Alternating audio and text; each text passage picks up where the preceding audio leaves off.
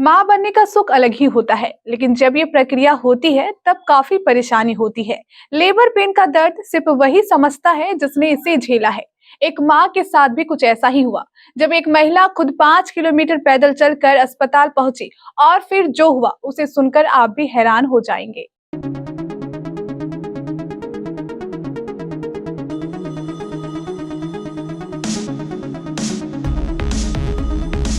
कहते हैं कि विवाह के बाद दाम्पत्य जीवन में एक और नया और बड़ा मोड़ आता है और वो मोड़ होता है माता पिता बनने का। लेकिन इस दौरान जितना जीवन परिवर्तन एक पुरुष का होता है उससे कहीं ज्यादा माँ का होता है। एक महिला के कोख में जब बच्चा पलता है तो इस दौरान वह कई अलग अलग दर्द से गुजरती है और इसी बीच 9 महीने अपने कोख में बच्चे को पालने के बाद जब वह बच्चे को जन्म देती है तो इस दौरान कई असहनीय पीड़ाओं से उसे गुजरना पड़ता है। लेकिन क्या हो जब एक महिला इसी स्थिति में हो लेकिन आसपास मदद करने वाला कोई ना हो। कुछ ऐसा ही एक महिला के साथ हुआ है। कहाँ का है ये मामला और क्या कुछ इसकी पूरी कहानी है, ये हम चलिए आपको बताते हैं।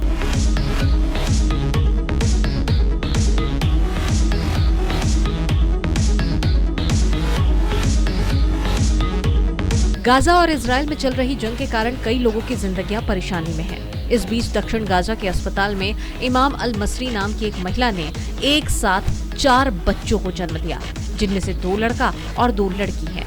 उनमें से एक बच्चे के नाजुक होने की वजह से उसे अस्पताल में रखा गया है। सबसे हैरानी वाली बात यह है कि इमाम को पैदल अपने जबालिया रिफ्यूजी कैंप से अस्पताल पहुंचने के लिए 5 किलोमीटर की दूरी तय करनी पड़ी।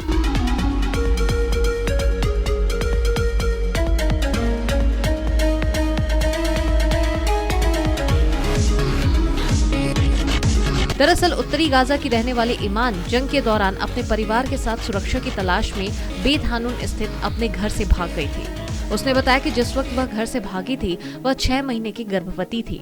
उसके साथ 3 बच्चे भी थे। ईमान अपने परिवार के साथ अल बाला के एक स्कूल में रह रही है जिसे शरणार्थियों के लिए बनाया गया है। यहाँ पर उसके अलावा 50 और परिवार रहते हैं।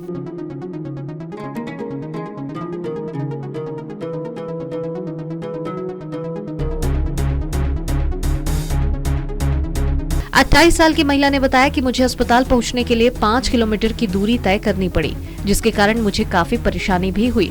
18 दिसंबर को सी सेक्शन द्वारा 4 बच्चों का जन्म हुआ। इनमें 2 बेटियां टिया और लिन हैं और बेटे यासिर और मोहम्मद है। ईमान ने बताया कि मोहम्मद का वजन केवल 1 किलोग्राम है, वह जीवित नहीं रह सकता। इधर डिलीवरी के फौरन बाद उससे उसके 3 नवजात बच्चों के साथ अस्पताल से जाने को कहा गया, क्योंकि वह जगह अन्य युद्ध में घायल लोगों के लिए भी था। इमाम ने कहा कि जब युद्ध शुरू हुआ था तो हम इसी सोच में थे कि 1 या 2 सप्ताह तक ही चलेगा, इसलिए हम गर्मी के कपड़े लेकर चले थे। शेल्टर होम में जिंदगी नरक के समान है। अब 11 सप्ताह हो चुके हैं। इस युद्ध से 24 लाख लोगों की जिंदगियां प्रभावित हुई हैं। कुछ भी कहें, इस पूरे मामले में एक माँ की हिम्मत की दाद जरूर देनी पड़ेगी और इसके साथ साथ वो तमाम लोग भी जो हालातों का डट कर सामना कर रहे हैं और इस तरह से अपनी जिंदगी जी रहे हैं। Bureau report, KBC news.